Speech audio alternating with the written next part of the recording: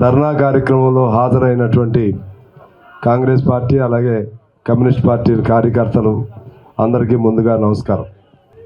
ఈనాడు parliament పైన దాడి జరగటం అంటే అది అంబేద్కర్ గుండె పైన దాడి జరిగినట్లు, అంబేద్కర్ గారు రాసిన రాజ్యాంగ గుండె పైన దాడి జరిగినట్లు, ప్రజాస్వామ్యం పైన దాడి జరిగినట్లు, ఈ దేశానికి పవిత్రమైనటువంటి దేవాలయం లాంటి పార్లమెంటు పైన దాడి జరిగితే పార్లమెంట్లో ఉన్నటువంటి సభ్యులు ఈ దాడి ఎందుకు జరిగింది అని ఒక ప్రకటన చేయమని అడిగితే ఇవాళ ఈ దేశ పాలకులుగా ఉన్నటువంటి నరేంద్ర మోడీ అలాగే అమిత్ షాలు వారిద్దరు కూడా హిట్లర్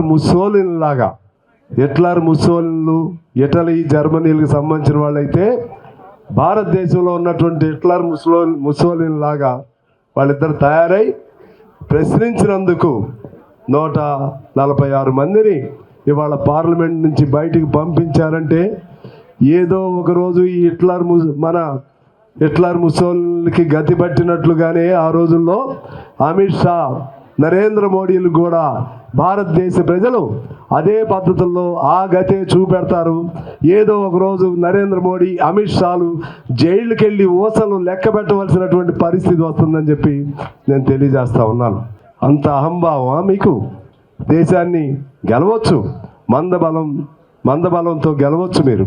అసలు మీ గెలుపే అనుమానం. ఇవాళ ఛత్తీస్గఢ్, రాజస్థాన్, మధ్యప్రదేశ్లో మీ గెలుపే అనుమానం. అది నిజమైన ప్రజల తీర్పుకి అది అర్థం పట్టలేదు. నిజమైన ప్రజల తీర్పు కాదని ఇవాళ అనేక వర్గాల నుంచి, మేధావుల నుంచి అనుమానం వస్తూ ఉంది. ముఖ్యంగా బాగా అడ్వాన్స్డ్ దేశాల్లో కూడా ఈవీఎం సిస్టమ్ని, ఎలక్ట్రానిక్ ఓటింగ్ సిస్టమ్ అనేది రాంగ్ అని చెప్పి అమెరికా లాంటి దేశాలే మరలా బ్యాలెట్లోకి వెళ్ళటం జరుగుతుంది. కానీ ఇక్కడ మీరు సెలెక్టివ్గా ప్రతిపక్షాలు, ముఖ్యంగా కాంగ్రెస్ పార్టీ ఎక్కడ గెలుస్తుంది అనుకుంటున్నారో అక్కడ దాని మీద ఫోకస్ పెట్టి మీరు యంత్రాంగాన్ని ఈవీఎంల ద్వారా ప్రజల అభిప్రాయాన్ని మీరు డైవర్ట్ చేసేటువంటి కుట్రలు పనినట్టుగా కూడా ఇవాళ అనుమానాలు ఉన్నాయి. ఈ విధమైనటువంటి కృత్రిమ ప్రజాబలంతో మీరు ఎంతకాలం పరిపాలన చేస్తారో ఇవాళ ప్రజలు లెక్కేస్తున్నారు. శిశుపాలుడికైనా 90 తప్పులు చేసినప్పుడు కూడా కృష్ణుడు భరించాడు, 99 తప్పులు చేసినా కూడా భరించాడు. 100 తప్పులు అయినాక శిశుపాలుడి శిరస్సు కృష్ణుడు విష్ణు చక్రంకి లేచిపోయింది.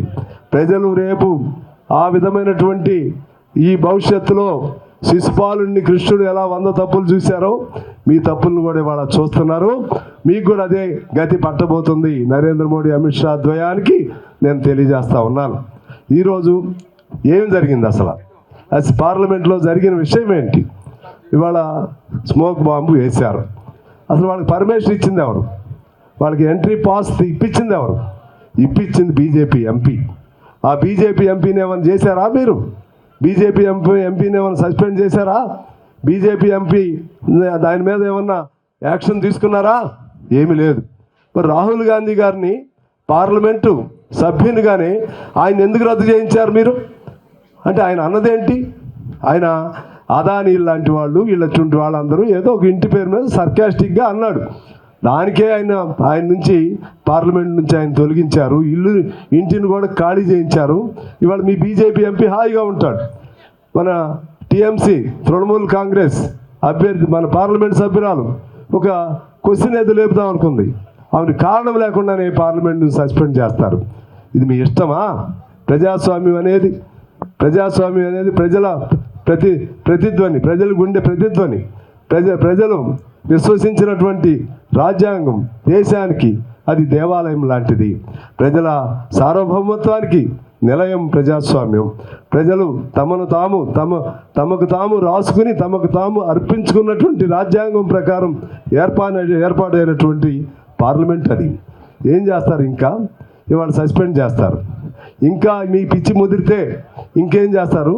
జైల్లో పెడతారు. ఇంకా ఎక్కువైంది అనుకోండి మీ నియంతృత్వం, ఇంకేం చేస్తారు? చివరికి మన ఈ హిట్లర్ ముస్సోలిన్ లాగా ప్రజలతో ఎంపికైనటువంటి వాళ్ళని కాల్చి కూడా చంపిస్తారు. మీరు దేనికైనా సిద్ధులే, సంసిద్ధులే. కానీ మీ తప్పులన్నీ ప్రజలు చూస్తూ ఉన్నారు. ఇవాళ కమ్యూనిస్ట్ పార్టీలుగా మేము మా వంతు కర్తవ్యంగా కొద్దిగా మనకి అండర్స్టాండింగ్ లోపం వచ్చింది. మేము అందరూ కూడా అక్కడ చేశారు ప్రోగ్రాం, మన క్రాస్ రోడ్లో చేసి మేమందరం ఇక్కడికి కొంతమంది వచ్చాం. సరే, ఏదేమైనా సరే మీరు ఇక్కడ చేసినా మేము ఇంకెక్కడ చేసినా అంతిమంగా ప్రజల తీర్పుకు అనుగుణంగా, ప్రజల గుండె చప్పుడుకు అనుగుణంగా ఈ నరేంద్ర మోడీ, అమిత్ షాలు చేసే తప్పుల్ని ఎండగట్టడం కోసం మనం ఎక్కడైనా సరే చేయి కలుపుదాం, కదం కలుపుదాం, ముందుకు నడుద్దాం. అమిత్ షా అదేవిధంగా నరేంద్ర మోడీలు అక్కడి నుంచి దిగి వాళ్ళు చేసిన పాపాలకు శిక్షలు అనిపించే వరకు కూడా మనం కలిసి నడుద్దామని చెప్పి తెలియజేస్తూ, ఖచ్చితంగా పార్లమెంటుని మరలా వాళ్ళ సస్పెన్షన్ రద్దు చేయాలి. తర్వాత దానిపైన స్టేట్మెంట్ ఇవ్వాలి. అసలు వచ్చిన వాళ్ళు ఎందుకు వచ్చారో అది కూడా తేలాలి.